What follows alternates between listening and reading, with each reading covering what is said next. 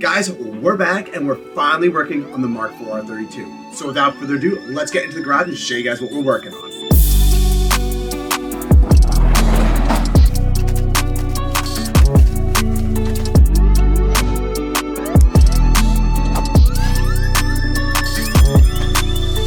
What's up guys, my name is Andrew, and if you guys haven't been here before, well, this panel is called Brute Pedal Garage and it focuses around my Mark IV R32 build. So to get this car prepped and ready for paint, we need to install a few parts on this car. In today's episode, we're going to be installing some SRS Tech front fenders for this car and installing some City Golf mirrors. These both are awesome options, so if you guys are interested in getting these parts for your cars, well, stay tuned and watch as we install these parts on the cars. To start off, SRS Tech is a company located in Germany. As you can see here, their products are packaged incredibly well for international shipping. We have here their fiberglass front fenders that are about 2.5 centimeters or 1 inch wider than OEM fenders. If you're looking for a tucked stance or have 9-inch front wheels, these fenders would be a great option for you. Just look at how well the fiberglass is laid and put together for these fenders. With any Volkswagen install, for some reason I always find myself taking off the front bumper. And for this install, there is no exception. You will need to remove the Torx and 10mm nuts holding the front bumper on. I would also take the front wheels off to get easy access to the inner wheel liner. Now that the wheel is off, start removing the 1,000 torque bits holding on the inner wheel liner. And make sure guys to double check to get every single torque out before removing this wheel liner.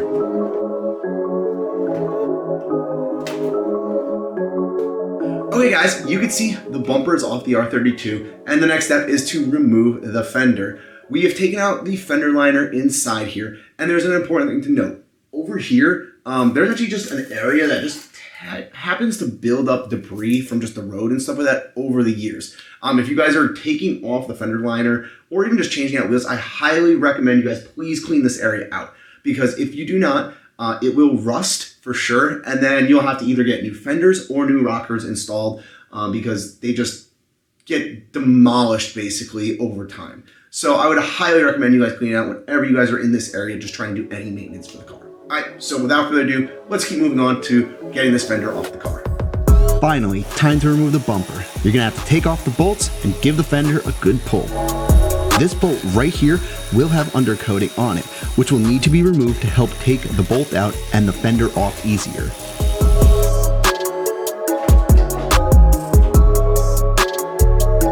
So guys, we have the fenders now on the R32. Overall, it was a little bit of a pain obviously to get these fenders to fit, but we actually ended up working on the rear fitment here, trying to get the panel gaps better. And then for the front, we try to get the panel gaps as close as possible. The hard part was when we aired out the car, the actual tires were still hitting the fender. So to make sure everything cleared and everything worked properly, we actually had to use washers to space out the front part of the fender a little bit. And doing so actually kind of made the front bumper not fit great. But overall for now, this will work.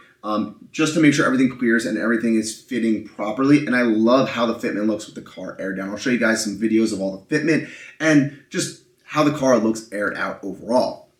Now that we have this installed, we need to install a new place for the turn signal. And obviously, as you can see, this is now filled.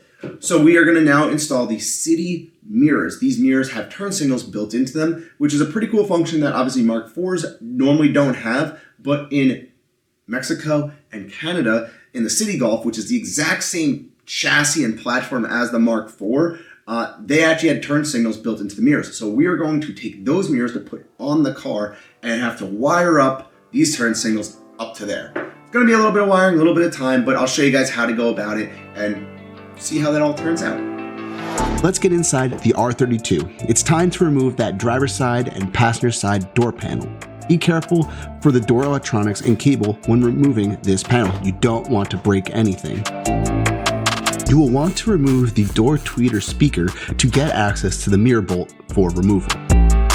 Okay guys, here are the two mirrors that we have for the car.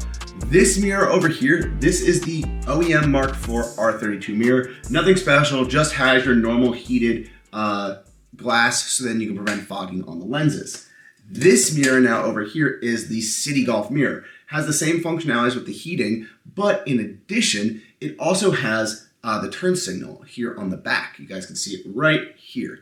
This turn signal is the part why we went for these mirrors. We are going to now wire the OEM turn signal that's normally on the fender up through the firewall and into this blinker. We have the harness connected here, and it's nice. It actually came with both sides of the connector, so we can actually see to make sure all the wiring is actually lined up and everything is correct.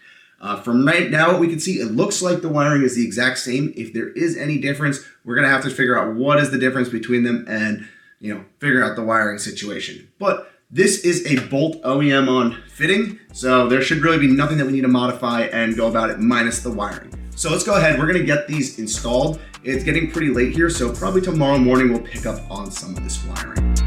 The new City Golf mirrors is an OEM part, so it will directly bolt onto the Mark IV with no modifications. We are now getting to the more intimidating part of this install, and that is the wiring of the mirror turn signals. Overall though, this is a very simple process. We bought 2 rolls of 18 gauge wire, red for positive and black for ground. We cut the OEM wire at the turn signal and soldered on the wire extensions. Make sure you guys use some heat shrink to protect the new wires. We ran the wires through the firewall and through the door, as you can see here. This is a really tight grommet, so we used a coat hanger to fish the wires through. Lastly, we soldered the ends onto the OEM pins that came with the mirrors.